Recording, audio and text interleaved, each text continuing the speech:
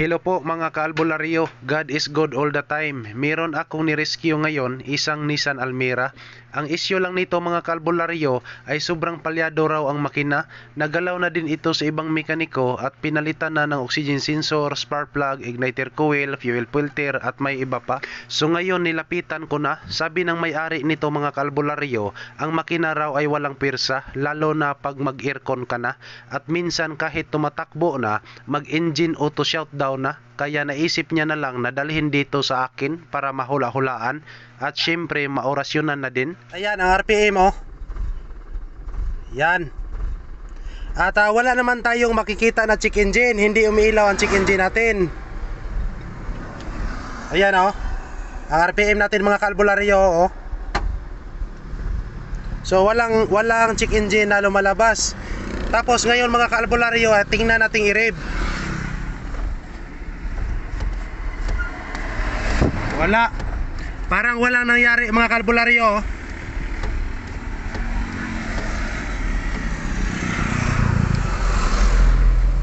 Tingnan nyo. Parang walang nangyari. Ganon pa rin ang RPM nya. Kahit tinatapakan ko na yung accelerator ngayon, ay walang nangyari. Hindi magre-rev ang makina natin ngayon oh. So ngayon mga kaalbularyo, dating gawin na naman tayo, hula-hula na naman tayo dito. Sinubukan ko munang i-off yung makina. Yan oh. At ngayon i-try nating pandarin uli. Okay, ignition on tayo. Start. Yan. So ayan, naka-start na. So ngayon i-try nating i-rev. Ayan. Nagpapangsyon na siya mga kaalbularyo oh. Yan, nagpapangsyon na oh.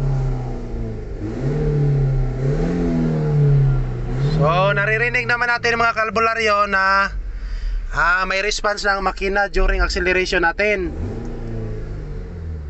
So ngayon mga kaalbularyo, wala naman tayong nakita na check engine light. Pero subukan lang natin na ipasok ang ating X-ray machine. Ayan, namamatay. I-start natin. So ganon pa rin mga kaalbularyo, pumapatay.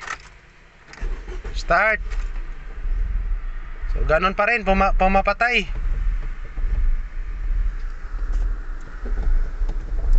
Ano kaya ang sakit nito? Kung hindi ako nagkakamali, baka cancer na naman ito. Hula-hulaan lang natin kung anong magagawa natin dito. So ito na po mga kaalbularyo, ginamitan ko na ng ating mahiwagang X-ray machine at medyo matagal-tagal ang resulta. Nagchika-chika muna kami dito. Ang aking kasama dito parang gustong matuto sa painting works. Ayan oh, tingnan nyo si Bubord, sobrang seryoso. Mukhang may pinagmasdan na hindi niya alam. So ito na po, wala talaga tayong nakikita na fault code. At panahon na natin to na nagagamitin na natin ang ating profession as certified na albularyo. So ito na po mga kaalbularyo, kasi wala naman tayong nakita na fault code doon sa X-ray machine natin. So talagang wala na tayong magagawa kung dependent lang tayo sa X-ray machine natin. So pagkakataon na ito mga kaalbularyo na gagamitin na natin ang ating gahom-gahom dito. At ipakita din ako sa inyo kung paano ito aayusin. Hula-hula na naman tayo dito. At una po sa lahat, kasi sabi ng may-ari ay napalitan na nila ng spark plug, igniter coil, at saka yung fuel filter, at saka yung oxygen sensor. So meaning to si mga kaalbularyo, halos lahat ng mga suspect parts dito ay napalitan na nila. So ang gagawin natin dito mga kaalbularyo, una sa lahat po ay i-test muna natin yung fuel pump pressure. Ayan po si Direk Ramsey oh, parang handa-handa na yata sa pressure gauge namin dito. Okay mga kaalbularyo, tingnan muna natin ang ating pressure sa fuel pump mga kaalbularyo, kung mayroon ba talaga tayong makikita. Kasi ang problema ng makina ngayon, magpatay-patay at walang puwersa. Okay Direk Rams, lagyan natin ng hula-hula nating fuel pressure gauge Direk Rams. Tingnan natin kung makapasar ba sa required PSI natin. Okay, sige, taon na to Direk Rams. So ito lang muna ang ginawa natin mga kalbularyo. Yan. Try muna nating i-pressure test. So ngayon, dito po sa loob ang pressure natin, pressure gauge natin, Yan, so mag-observer tayo kung hindi ba drop yung pressure natin. So tingnan natin mga kalbularyo, i-observe lang muna natin. Ignition on, Jerry Krams. Start engine. Yan. So ngayon mga kalbularyo, ang nakikita natin ngayon sa gauge natin ay 50 plus PSI. So mukhang okay naman mga kalbularyo, kasi sa ganitong makina mga kalbularyo ay kahit na required lang natin na 40 PSI ay talagang okay yan, pasado yan sa pressure natin. Pero tingnan lang natin kung hindi ba siya mag-drop yung pressure. So ayan po mga kalbularyo, narinig nyo na nanginginig yung makina. Ayan nanginginig yung makina mga kalbularyo, at medyo okay naman yung pressure gauge natin. Sigurado ako na hindi na ito magre-rave pagtapakan na natin ang ating acceleration.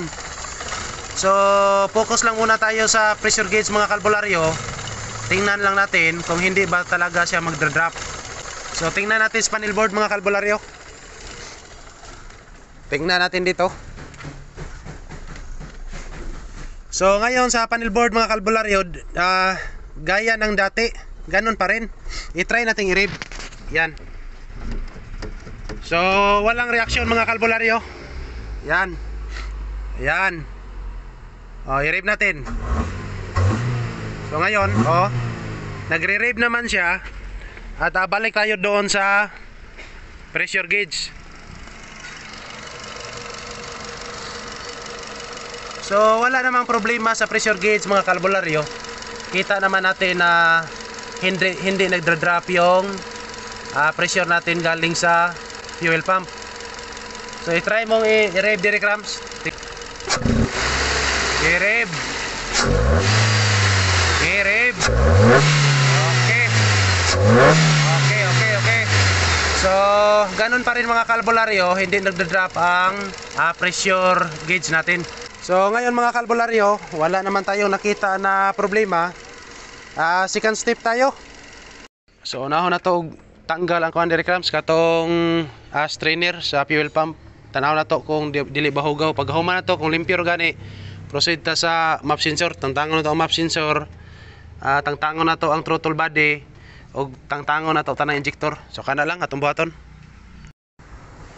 So ito na po kalbularyo, natanggal na namin ang fuel pump. So ito na po, natanggal na natin ang strainer mga kalbularyo. Wala naman tayong ganitong klase, wala naman tayo ganitong design. So ito lang po ang mga basic ang gagamitin natin. Ito lang po ang forma. Magkaiba sila pero walang problema yan, kasi ang gamit lang nito mga kalbularyo, ito po ang strainer, at siyempre ito ang magsasa sa mga hugaw-hugaw. So ayan na po, binalik na naming ikabit ang fuel pump assembly. Shout out Bert. Shout out. Ayos na. Ayos na. Ayos na, wala na pa dyan. So ngayon mga kalbularyo, i-road test muna natin. Tingnan na lang natin kung maayos na ba talaga. Okay. Ito na po mga kalbularyo, road test na tayo. Yan.